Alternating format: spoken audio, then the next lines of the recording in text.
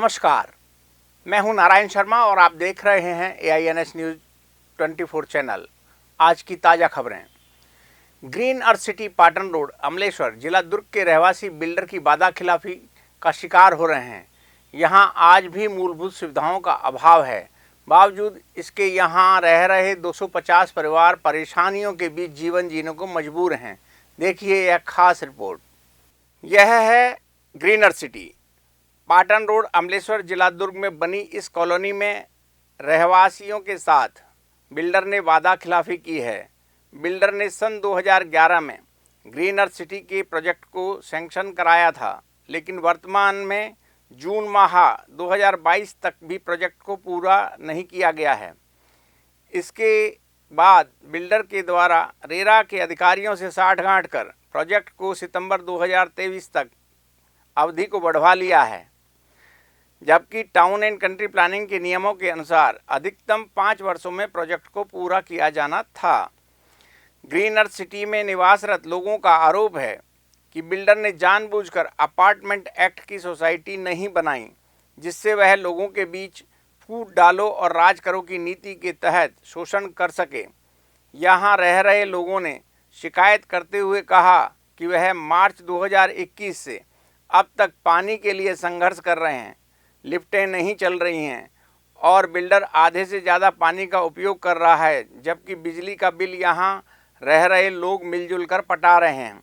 लोगों ने बताया कि उन्हें यहां बने क्लब हाउस में जिम की सुविधा नहीं मिल पा रही है और तो और बिल्डर के द्वारा 2316 फ्लैट बनाने की बजाय प्लाट काटकर बेचा जा रहा है, जो कि घोषणा पत्र के नियमों के विरुद्ध है। मेंटेनेंस का है, ना साफ सफाई हो रही है, ना पानी की व्यवस्था है, ना गार्डन है, ना हेल्थ क्लिनिक सेंटर है, ना स्कूल है, कोई व्यवस्था नहीं है। यहाँ बाउंड्री वाल बन गई है? बाउंड्री वाल अधूरी है।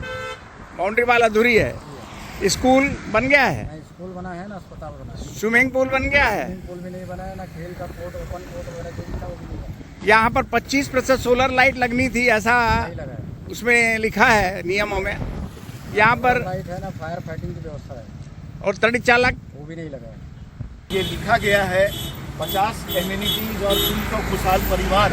शायद इसमें बिल्डर ने 0 एक्स्ट्रा लगा दिया है, ऐसा मेरे को दिख रहा है, क्योंकि 5 फैसिलिटी यहाँ मिली नहीं है और 300 परिवार रहते भी नहीं है। तो शायद बिल्डर ने गलती से इसमें कुछ ऐड कर दिया है 0। हालांकि यहाँ 200 परिवार रहते हैं, 200 से 250 के बीच में, पर कोई भी खुशहाल नहीं है। बिल्डर ने अब तक जो वादे किए हैं उसमें से शायद कुछ ही फैसिलिटी जो है आज तक दी है। 2 साल 3 साल हो गए, हमारे यहाँ की लिफ्ट भी बंद पड़ी है, जिसके लिए बिल्डर वादे कर रहा है पर काम कुछ नहीं कर रहा है। अब वो बिल्कुल इस मूड में नहीं है। वो कहते हैं कि भैया मैं कुछ नहीं करूंगा, मैंने बहुत कर लिया, जबकि आगे भी उन्होंने कुछ नहीं किया था। क्लब हाउस की सुविधा मिल रही है? न क्लब हाउस की सुविधा में, क्लब हाउस हम लोगों के पैसे से बना है, पर उसकी सुविधा आज तक हम लोग को नहीं मिली। पार्किंग लेटर मिल गया आपको? पार्किंग लेटर आज तक नहीं मिला है। जब भी उनसे मीटिंग हुई वो बोले हैं 15-20 दिन के अंदर आपको पार्किंग लेटर। क्या आपसे ओपन पार्किंग का पैसा लिया गया है? बिल्कुल ओपन पार्किंग का पैसा लिया है। कितना लिया है? उसका भी लेटर नहीं मिला है। कितना पैसा लिया है? स्विमिंग पूल भी नहीं मिला है आज तक, और अदर्स फैसिलिटी जो है वो भी आज तक बिल्डर ने नहीं दी है। 20 गार्डन लिखा है, 20 में से गिनती के 3 गार्डन है। बाउंड्री वाल बन गई है? आज तक न तो बाउंड्री वाल कंप्लीट हुई है, न कुछ हुआ है। अब बिल्डर बिल्कुल ही इस मूड में नहीं है। सुरक्षा व्यवस्था कैसी है ग्रीन अर्थ सिटी की? सुरक्षा व्यवस्था तो ऐसी है कि कोई भी कभी भी आ जा सकता है। गार्ड को किसी से मतलब नहीं है, सिर्फ उनसे मतलब ये बात का है कि जब भी उनकी कोई डंपर या गाड़ी आती है मटेरियल की, सिर्फ उसी के लिए इनके गार्ड जो है वो ध्यान देते हैं। बाकी कोई किसी चीज़ के लिए गार्ड ध्यान नहीं देते।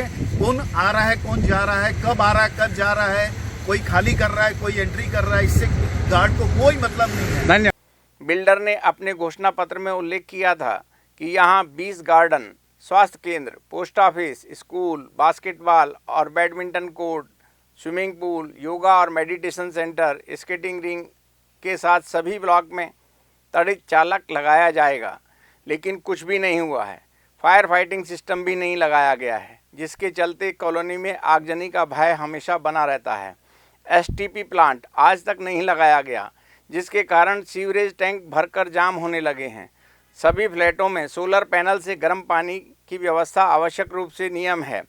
जिसे भी बिल्डर द्वारा नहीं किया गया है। पूरी कॉलोनी की बाउंड्री वाल का काम आज तक पूरा नहीं किया गया है।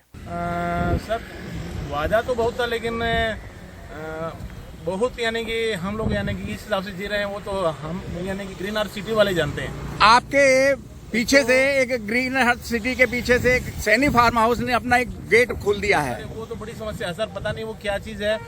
गेट खुला हुआ है, उसके बाद उस गेट में यानी कि हैवी गाड़ियाँ 10-10 चक्का गाड़ियाँ यानी हाईवा रोज यानी कि, और वहाँ आकर कोई देखे रोड की हालत, हमको हमारी जो छोटी यानी 4 व्हीलर है उसको चलाना दिक्कत है, बाइक नहीं घूम सकते उस रास्ते से, और बच्चे हमेशा यानी इनसिक्योर फील कर रहे हैं। और हम यानी करें तो करें क्या, कोई सुनने वाला नहीं है। हमने 2-3 बार यानी कि यहाँ के लोकल थाने में जाकर हमने रिपोर्ट ली, लेकिन कोई सुनने वाला नहीं है सर। तो उस बारे में थोड़ा देखिए सर।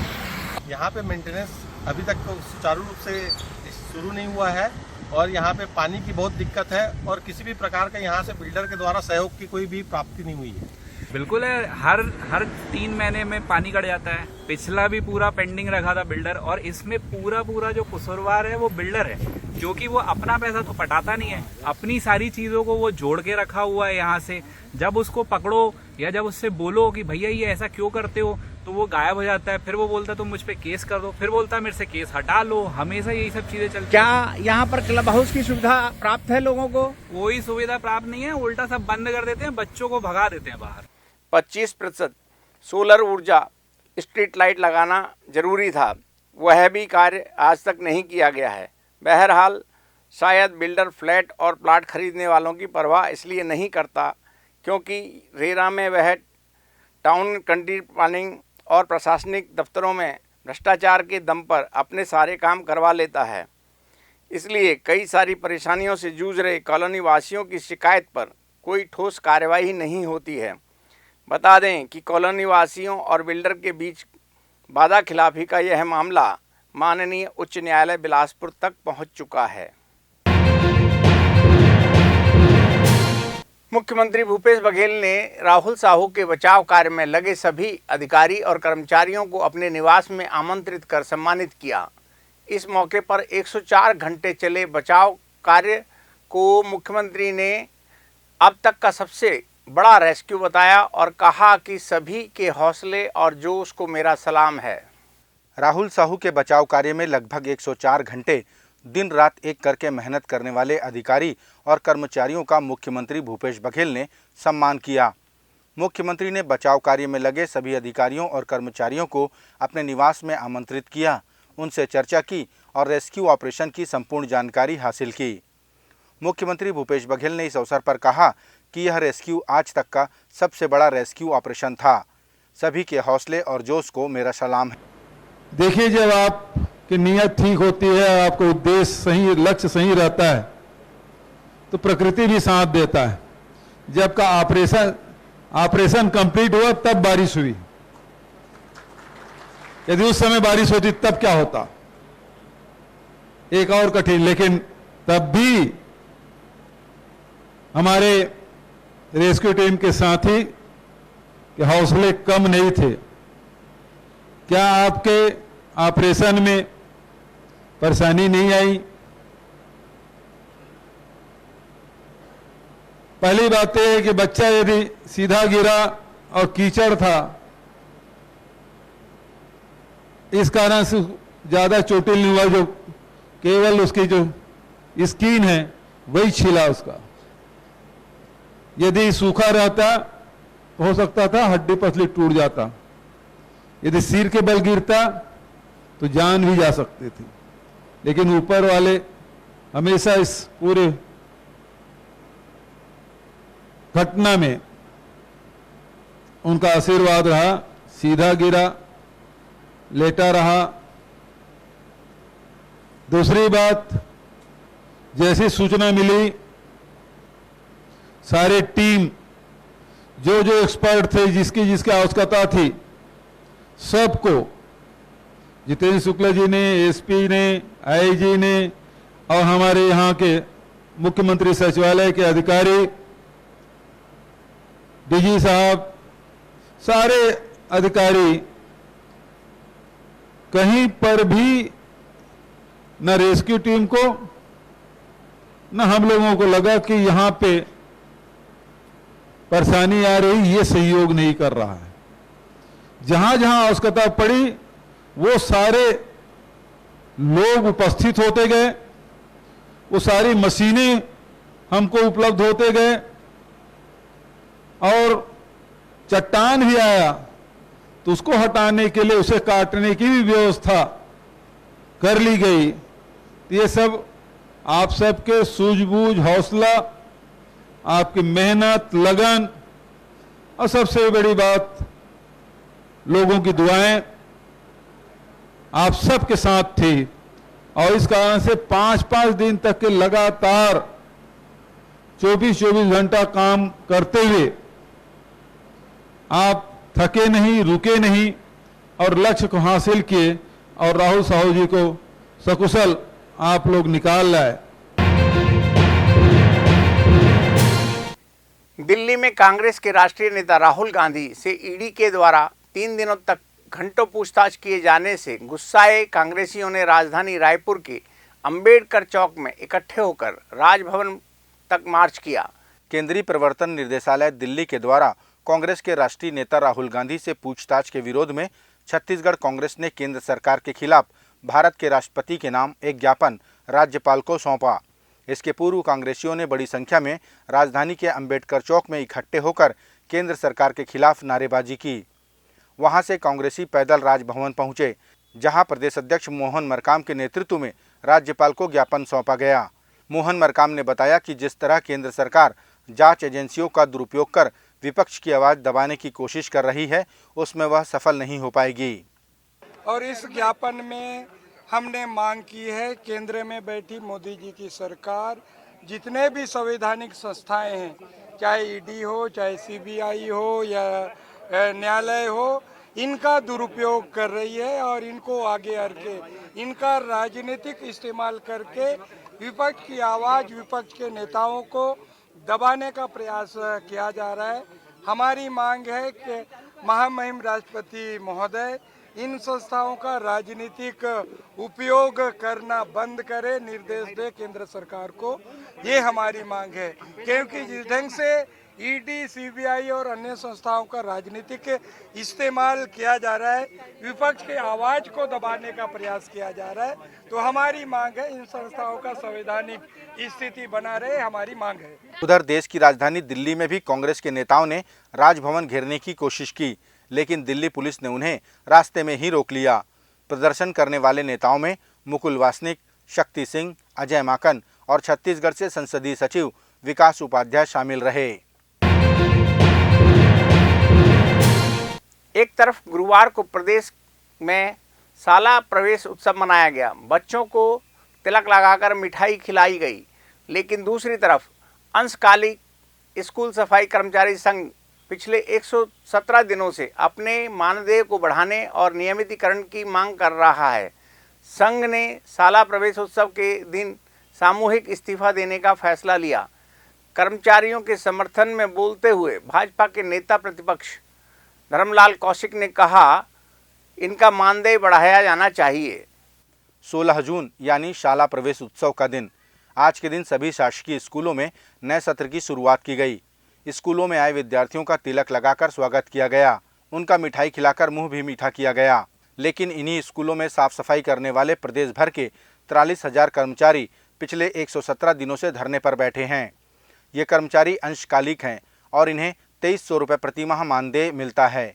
धरने के माध्यम से ये कर्मचारी सरकार से मांग कर रहे हैं कि उन्हें पूर्णकालिक किया जाए।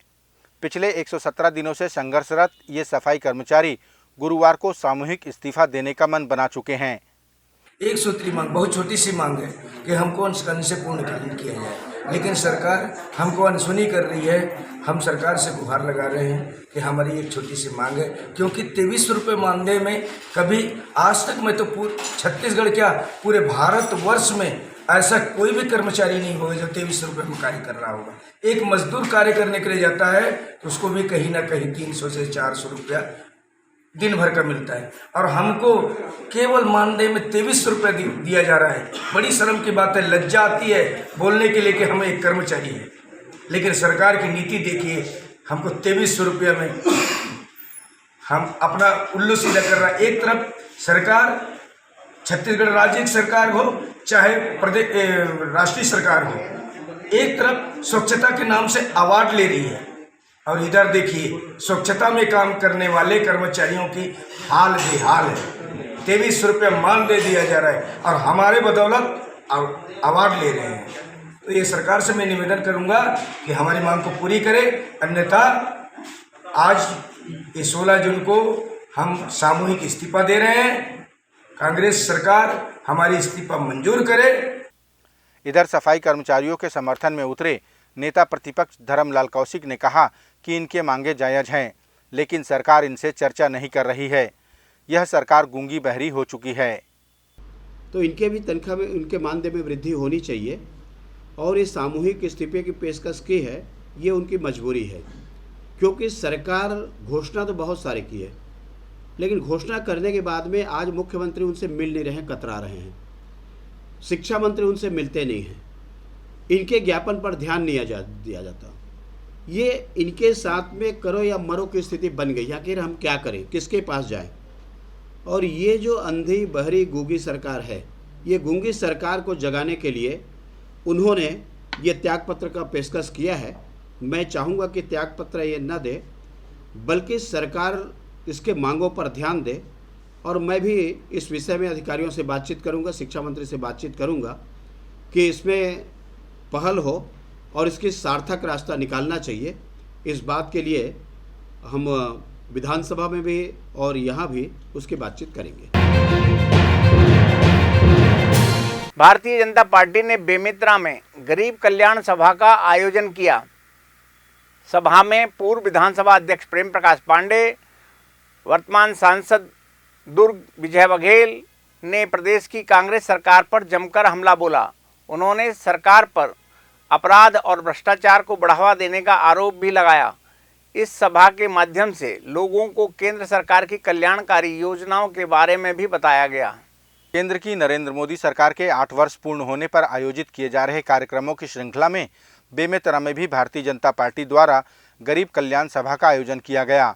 इस कार्यक्रम में केंद्र की कल्याणकारी योजनाओं के बारे में नेताओं ने जानकारी दी। दुर्ग सांसद विजय बघेल ने इस कार्यक्रम के माध्यम से प्रदेश की कांग्रेस सरकार पर आरोप लगाया कि वे डरा धमकाकर सरपंचों को पार्टी बदलवा रहे हैं। मैंने तो यहाँ के जो गतिविधियाँ चल रही है, भ्रष्टाचार और जो भेदभावपूर्ण राजनीति, लोगों को कैसे प्रताड़ित किया जाए, भारतीय जनता पार्टी के लोगों के ऊपर कैसे 151 की धारा लगाकर उनको कैसे प्रताड़ित करें, हमारे सरपंचों को डरा धमकाकर कैसे कांग्रेस में शामिल करें, उनको लालच और लोभ देकर कैसे कांग्रेस में शामिल करें, ये जो रणनीति कांग्रेस की चल रही है, कूटनीति चल रही है, उसके खिलाफ भी मैंने बातें की। और ये ज़्यादा दिन नहीं चलने वाली है। लोग भले ही डर से भय से जा रहे हैं, लेकिन आंतरिक। बेमेतरा में आयोजित हुए इस कार्यक्रम में पूर्व विधानसभा अध्यक्ष प्रेम प्रकाश पांडे ने भी उद्बोधन दिया। जिले भर से आए लोगों को यहां केंद्र सरकार द्वारा संचालित योजनाओं की जानकारी भी दी गई। ये थे आज के प्रमुख समाचार। आप देख रहे थे AINS न्यूज़ 24 यूट्यूब चैनल। कल फिर मिलेंगे नए ताज़ा तरीन समाचारों के साथ। तब तक के लिए नमस्कार। रोजाना की ताज़ा खबरों के लिए आप हमारे लोकप्रिय यूट्यूब चैनल AINS न्यूज़ 24 को सब्सक्राइब, लाइक और शेयर करना ना भूलें।